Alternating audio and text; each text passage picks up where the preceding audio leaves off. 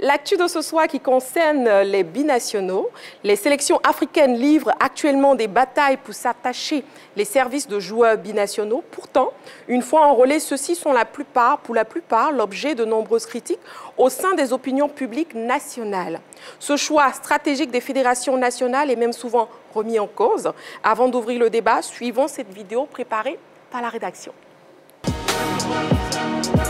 La question des binationaux continue d'alimenter l'actualité des sélections africaines. Le Cameroun, l'Algérie et la Côte d'Ivoire sont actuellement très actives dans la recherche de talents nés notamment en Europe. Ces choix des responsables fédéraux continentaux sont loin de faire l'unanimité auprès de leurs opinions publiques nationales. Si bien que ces 2 dernières décennies, la question des binationaux est devenue une des grandes problématiques du football africain. Ce phénomène du recours massif à ces joueurs nés pour la plupart en Europe mais ayant des origines africaines est apparu au début des années 2000 quand les pays comme le Sénégal, le Cameroun, la Côte d'Ivoire et le Mali ont commencé à imiter leurs homologues maghrébins. Le Marocain Mustapha Hadji a été ainsi le premier binational Ballon d'Or africain en 1998. Il a été suivi par Patrick Mboma, El Hadji Diouf, Didier Drogba, Frédéric Kanouté, Pierre-Emerick Aubameyang et Riyad Mahrez. Ce phénomène s'est élargi et s'est développé au point d'être devenu de nos jours un problème. La Fédération internationale de football association FIFA l'a même amplifié à l'issue de son 70e congrès en 2020 en assouplissant les conditions d'éligibilité des binationaux. Ainsi, désormais, un binational peut changer de nationalité sportive s'il a moins de 3 sélections avec sa première nation, s'il était âgé de moins de 21 ans au moment de sa dernière sélection et s'il n'a pas été appelé dans cette sélection depuis 3 ans, en lutte avec des sélections européennes. Toutefois, s'il est vrai que les binationaux sont souvent soumis à des choix cornéliens, il n'en demeure pas moins qu'ils sont l'objet de nombreuses critiques quand ils optent pour une sélection africaine. Pour l'essentiel, il leur est reproché un manque d'engagement, une motivation à géométrie variable selon l'importance des matchs, un patriotisme sujet au doute car la plupart ne chantent pas l'hymne national par exemple, et surtout un choix effectué par défaut. Tout ce que je demande, c'est que ceux qui jouent pour nous ne le fassent pas par défaut, a déclaré récemment le sélectionneur marocain Walid Regragui dans la presse espagnole. Pour les sélections africaines, ne faut-il pas être plus radical en tournant le dos aux binationaux et privilégier la formation locale des jeunes joueurs?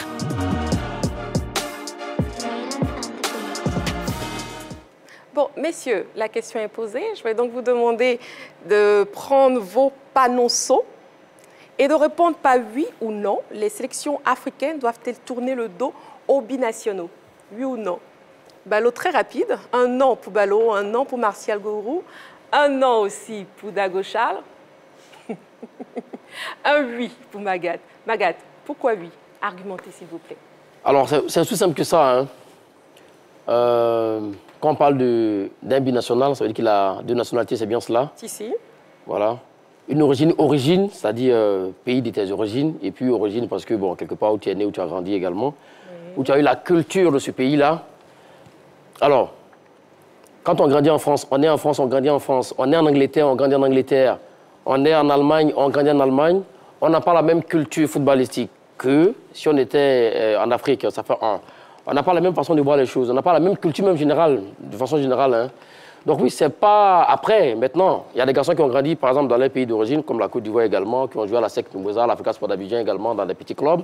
Après, qui s'expatrient, qui partent donc en Europe. Donc ces garçons-là, lorsqu'ils viennent en sélection, je ne vais pas dire qu'ils sont plus patriotes que ceux qui sont venus de l'autre côté, mais je veux dire, ils savent d'où ils viennent. Vous voyez? Ils savent qu'ils ont joué dans le sable ici à Abidjan. Ils ont mangé donc permettez-moi l'expression, de gari, vous voyez, banane brésil et tout ça. Donc oui, quelque part, lorsqu'il porte le maillot de la sélection, le maillot lourd, c'est un ancien éléphant qui est juste à ma droite, il sait de quoi je parle. Lui, celui-là, il donne à 1000% pour sa sélection. Par contre, nos amis, pour terminer rapidement là-dessus, qui ont grandi du côté de l'hexagone de l'Europe également, ils viennent en sélection par défaut, n'aient pas peur de mots. Voilà.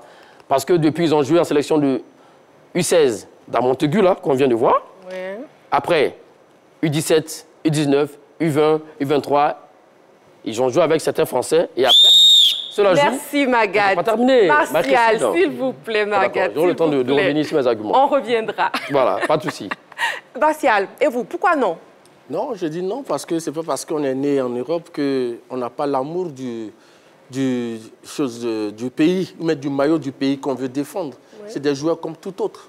Et puis moi, je dis non parce qu'ils sont aussi utiles et ils sont importants. Parce que quand on prend des nations comme le Maroc, qui est arrivé en demi-finale du mondial, et quand on prend une nation comme le Sénégal, qui a gagné la CAN, je crois que les binationaux ont eu un apport assez significatif, assez important. Donc je crois que c'est des gens, c'est vrai, certains sont partis un peu tôt, ils ont grandi là-bas, certains sont nés là-bas. Oui. Mais bon, si après, ils ont décidé de venir défendre les couleurs de leur pays d'origine, je pense qu'il faut les accueillir à bras ouverts. Ce n'est pas parce qu'ils sont nés ailleurs qu'ils sont moins patriotes que ceux qui sont nés en Côte d'Ivoire dans la chaleur. Donc je crois que c'est des gens utiles, ils sont importants, il faut les appeler. D'accord. Le numéro de téléphone, je vous le rappelle, le 27 21 59 93 99, le 27 21 59 93 99. On a bien envie de vous entendre. Dago Charles, vous qui êtes du même avis, vous avez les mêmes arguments? Oui, un peu quand même. Bon, moi je dirais non pour la simple raison que ce sont des footballeurs comme tous les autres footballeurs.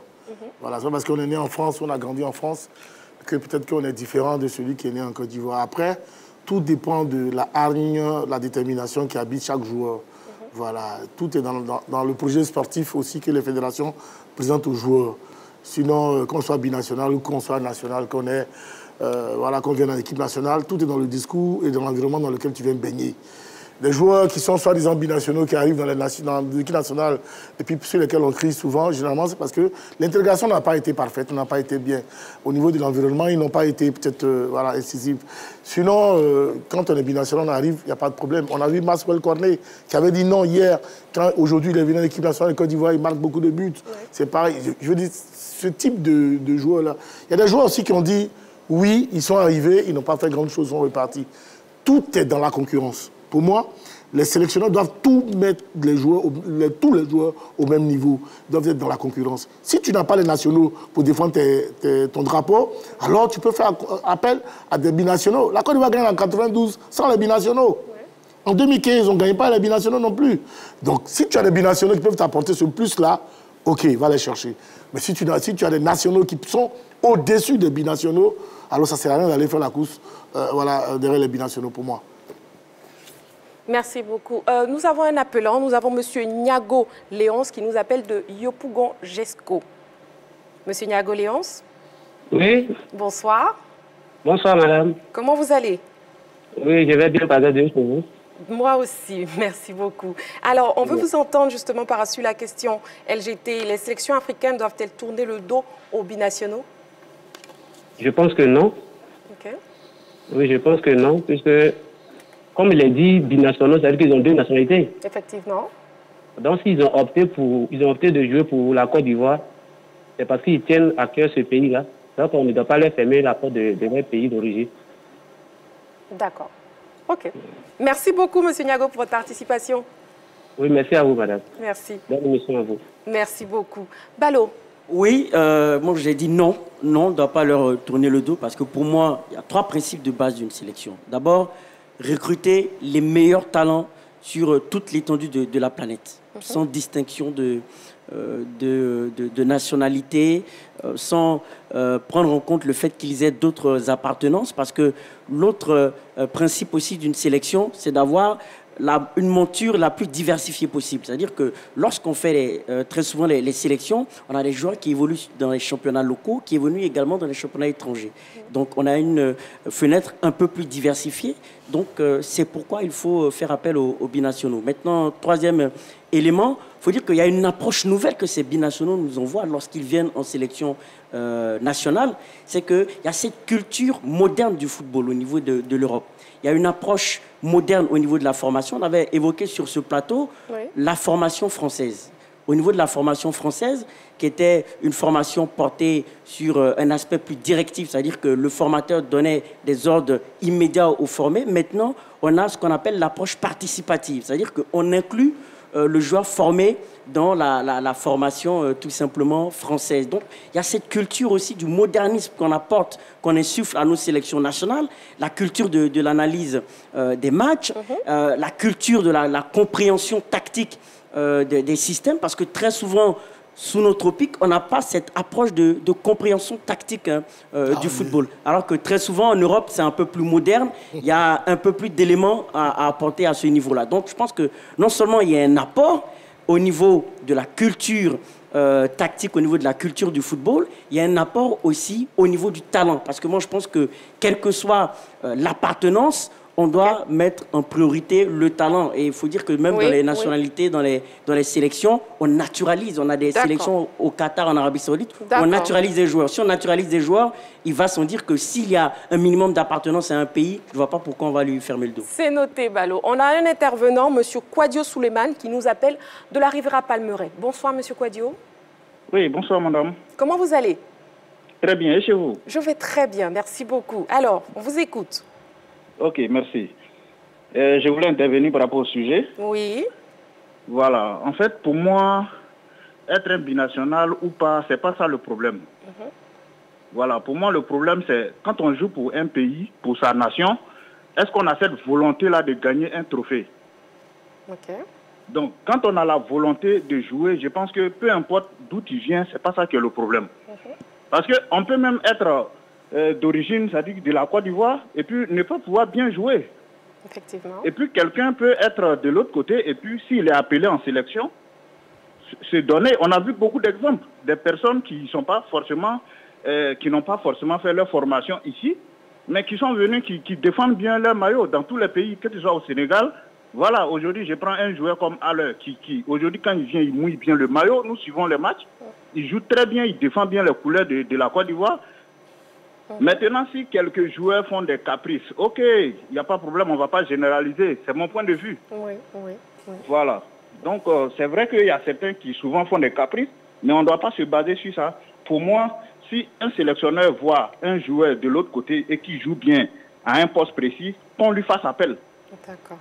Et puis, il vienne défendre les couleurs de son pays. D'accord. Merci Donc, beaucoup, M. c'est mon point de vue. Ouais. Merci beaucoup. On respecte votre point de vue. Merci beaucoup pour votre participation à l'émission. Merci à vous pour... Merci beaucoup. Dagocha, un avis, un commentaire sur l'avis justement de M. Kwadio Souleymane?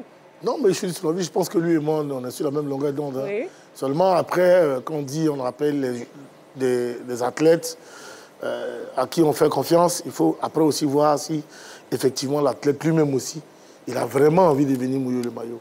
Parce que certains aussi, on ne peut pas, c'est vrai, généraliser tout, mais certains sont venus en sélection ou dans des sélections. Et puis après, on s'est rendu compte que, voilà, ils n'étaient pas prêts parce que l'environnement ne leur plaisait pas. Et donc, à un moment donné, ils sont retournés là où c'est le cas d'une type, je crois que c'est ça, une type du côté du Cameroun, voilà, qui joue à Liverpool. Il y a beaucoup de joueurs comme ça. Joël Matip. Joël Matip. Il y a beaucoup de joueurs comme ça qui sont venus. Après, il y a eu des problèmes, ils sont retournés. Moi, pour moi, tout est dans la concurrence que les sélectionneurs imposent comme charte de discipline dans le club. Mais si vous avez des nationaux qui sont déjà doués, à quoi ça sert d'aller prendre des binationaux? Parce qu'après, la question de l'environnement, le football, tel qu'on le conçoit en Afrique, ce n'est pas comme ça qu'on le conçoit en Europe. Donc si vous avez des nationaux qui sont déjà très forts, qui sont au même niveau que les binationaux, moi je conseille de rester avec les nationaux. Si vous allez chercher un binational, c'est parce que pour moi, il donne un plus à l'équipe nationale par rapport à un national. Figurez-vous que tous les internationaux ivoiriens ou africains que nous avons dans les championnats européens, c'est parce que les Européens n'ont pas les joueurs de valeur de ces Africains-là qu'ils nous recrutent là-bas. Sinon, chaque fois qu'un club européen a un Européen de même valeur que Dago Charles dans son club, il ne viendra pas en Côte d'Ivoire venir chez Dago Charles, parce qu'il prendra le joueur national de son pays. Donc c'est la même chose. Et donc pour moi, ça ne sert à rien de fermer la porte aux binationaux, non, mais au contraire que nos fédérations vraiment mettre des choses, je dirais pas, un système en place, de sorte que chacun se sente à l'aise. Que les nationaux aussi qui jouent le championnat ne se sentent pas aussi oubliés, parce qu'ils jouent le championnat pourquoi? Tout footballeur qui joue le championnat en Côte d'Ivoire, son rêve aussi de porter le maillot de l'équipe nationale de Côte d'Ivoire. Alors tu joues le championnat, quand tu ne portes pas le maillot de l'équipe nationale de Côte d'Ivoire, tu as un binational qui, quand tout le monde voit, qui ne te vaut pas. Mais comme on dit, il joue en Europe, pour certaines raisons, c'est celui aussi qu'on met en équipe nationale. Donc tout ça, c'est des choses pour moi à voir. Mais on a besoin de tout le monde pour le développement de sa patrie. D'accord. On reviendra à vous tout de suite. On a un appelant, M. Traoré Drissa, qui nous appelle de Touba. M. Traoré Drissa, bonsoir. Oui, bonsoir, madame. Comment vous allez? Oui, je vais bien, chez vous. Très bien, merci. On vous écoute donc. Est-ce que les sélections africaines doivent-elles tourner le dos aux binationaux? D'accord, merci bien. Tourner le dos aux sélections aux binationaux, c'est un peu trop dit. Oui. Voilà, tourner le dos, c'est un peu trop dit parce que cette histoire des binationaux existe un peu partout, même en Europe. Mais au niveau de l'Europe, on sent un peu plus de rigueur au niveau des sélectionneurs. C'est parce qu'en Afrique, les sélectionneurs ont un peu de largesse. C'est pourquoi ces binationaux ont ces écarts de comportement. Donc je pense qu'il faut plus tenir de rigueur, voilà, que de tourner le dos. Parce que certains jouent le franc jeu, comme un appelant le disait tantôt. Sébastien Haller, par exemple, qui joue le franc jeu. Donc ce n'est pas parce que certains se comportent mal que les autres vont payer les frais. Moi, je pense que c'est nos sélectionneurs qui doivent jouer le franc jeu, voilà, et sélectionner ceux qui ont bien envie de venir. Et je souligne aussi que les sélections africaines ne doivent pas être un second choix ou bien un choix par défaut. Voilà, parce que c'est la remarque.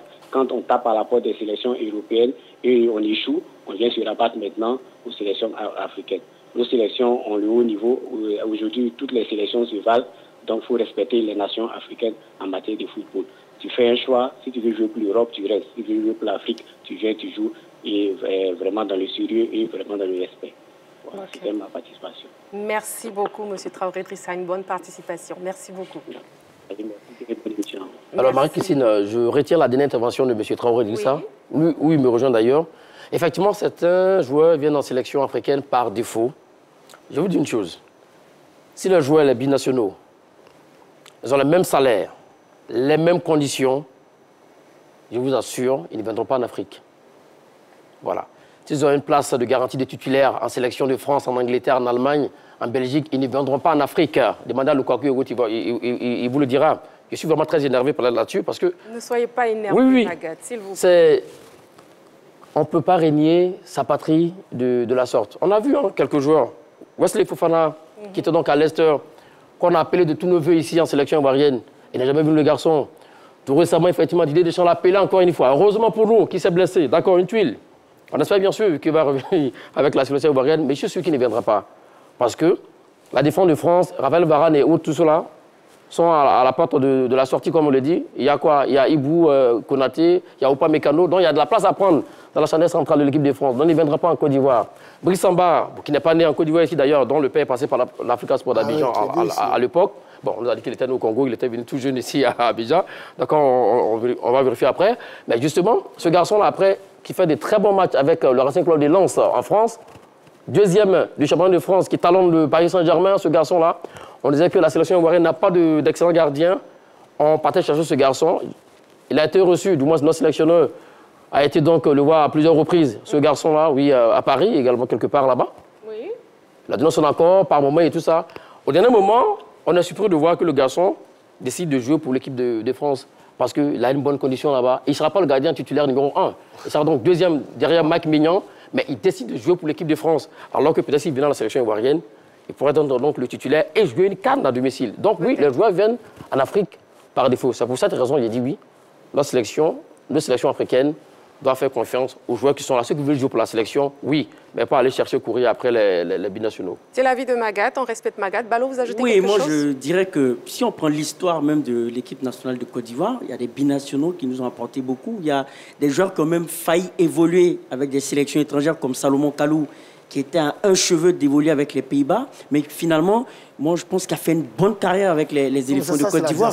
Donc oui. Il faut faire une distinction entre les binationaux. Oui, non, je suis d'accord. Je suis d'accord. Parce que Salomon Kalou, c'est pas un binational. Non, je suis d'accord, c'est pas un binational. Ben voilà. Mais je veux dire qu'il rentre eux-mêmes dans le même cadre du fait qu'il ait pu choisir une autre nation par rapport à la Côte d'Ivoire. Je pense que c'est vrai qu'il n'a pas le passeport hollandais, mais il aurait pu jouer pour la sélection des Pays-Bas. Je pense que ça aussi, ce sont des cas qui rentrent aussi dans ce canevas-là, dans la logique de la chose, pas dans les faits, pas en ce qui concerne l'appartenance. Donc, c'est pour dire que j'ai employé cet exemple-là pour montrer en fait l'apport de ce joueur-là qui aurait pu évoluer pour une autre sélection, mais finalement qui a fait un choix définitif pour la Côte d'Ivoire et qui a apporté quelque chose. Je pense que ce qui a fait le succès de la France, c'est bien sa diversité.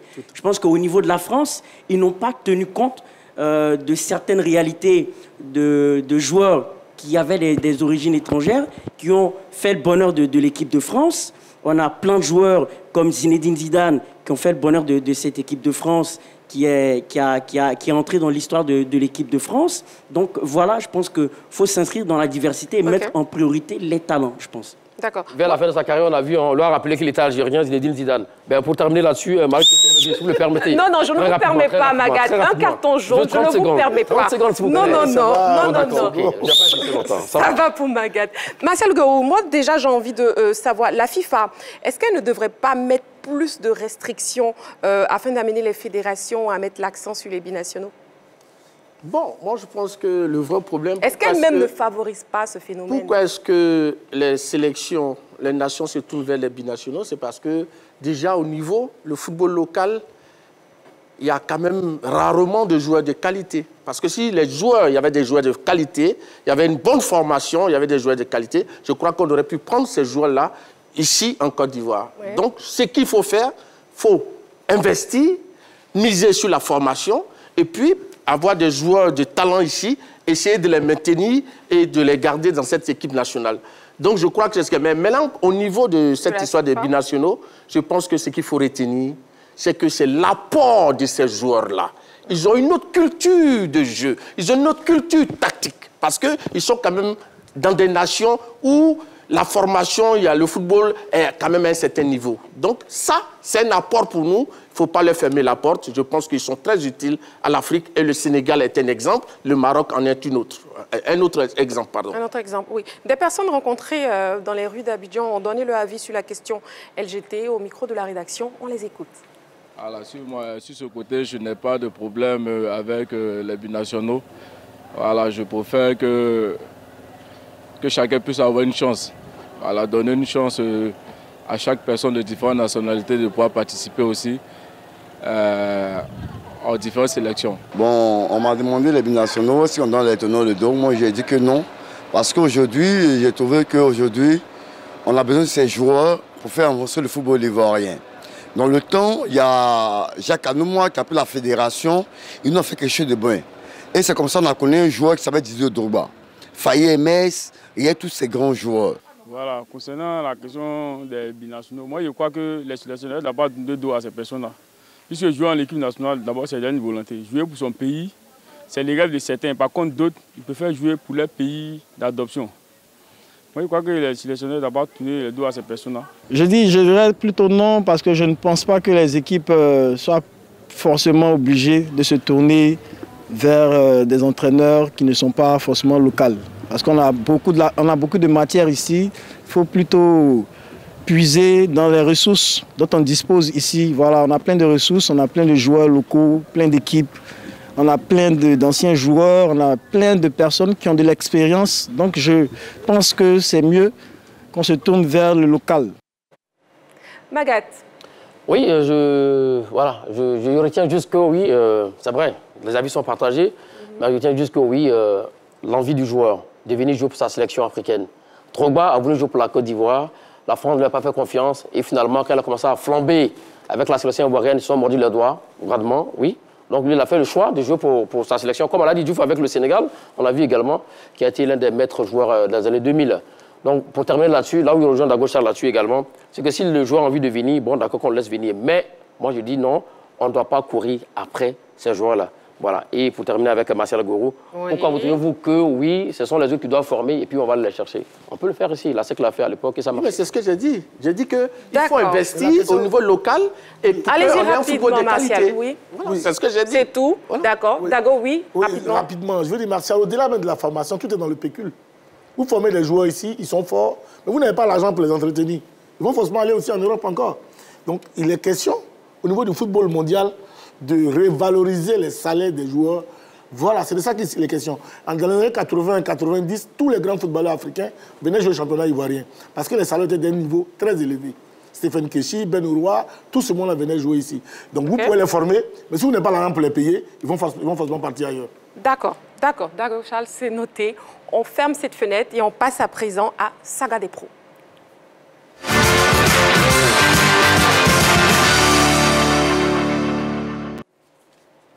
Les prestations des professionnels ivoiriens sont au centre de nos préoccupations. Dans cette rubrique Saga des pros, l'élément vidéo proposé par la rédaction nous résume tout. Suivons ensemble.